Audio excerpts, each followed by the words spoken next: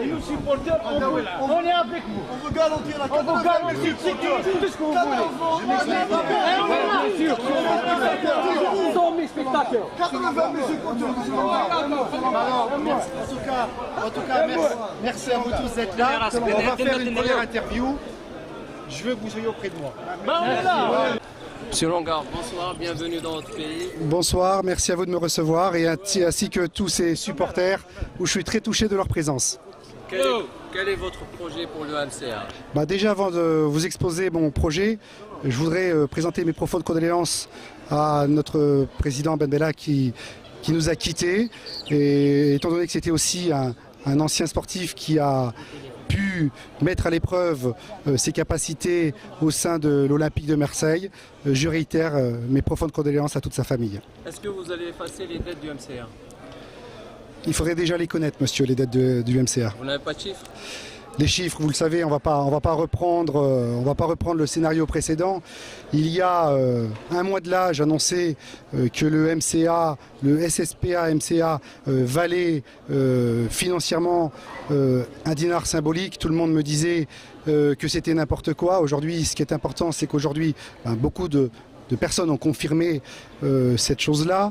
Aujourd'hui, prendre les dettes, bien évidemment, comme je l'ai dit dans certains magazines, dans compétition que je remercie, je leur avais dit que bien évidemment j'allais prendre en charge les dettes au plus rapide qui sont d'une façon incontestable les salaires des joueurs, les cotisations des joueurs, de prendre en charge les salaires et les charges de tout le staff technique et bien évidemment les partenaires qui mettent à disposition les infrastructures comme le 5 juillet. Allez-vous garder des dirigeants actuels comme M. Grib, etc.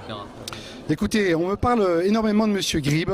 Alors moi je vais vous dire avec un grand sourire, je n'ai rien à reprocher à M. Grib. J'ai entendu via la presse, via des différents magazines, les critiques et comme certains diraient à boulet rouge ont tiré sur M. Longard. Moi écoutez, ce que je peux dire à M. Grib, c'est qu'il a fait un travail avec les peu de moyens et les moyens qu'on a pu lui donner et je ne serai pas là, monsieur, pour critiquer M. Grib. Allez-vous rencontrer M. Haddad et quand?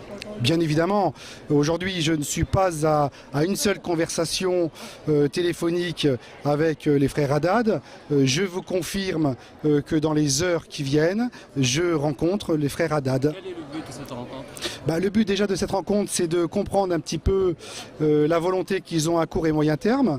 Malgré ce que l'on peut leur reprocher, c'est des gens que j'ai eu au téléphone qui ont une capacité technique, des connaissances techniques incontestables, qui ont une capacité aussi financière à pouvoir intervenir pour relever le niveau du football algérien. Et je crois qu'aujourd'hui, il y a besoin de ces forces et de savoir aussi ce qu'il a prévu au niveau infrastructure et s'il n'a rien prévu, de moi lui proposer mon propre projet. Vous faites partie de la nouvelle génération d'hommes d'affaires algériens jeunes.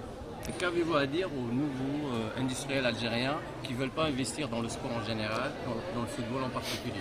Je dirais une chose à ces jeunes investisseurs algériens, et il y en a beaucoup. J'ai regardé dans le tissu économique algérien, et il y a une force, une puissance de jeunes chefs d'entreprise algériens, et je les encourage bien évidemment à investir dans les clubs de foot et dans les clubs sportifs en général, et on a vraiment besoin d'eux parce que de toute façon il faut aujourd'hui, pour monter à un niveau de professionnalisme comme tous les supporters l'attendent, il faut avoir une technique financière et de réflexion sans hésiter. Un message à tous les supporters du MCA.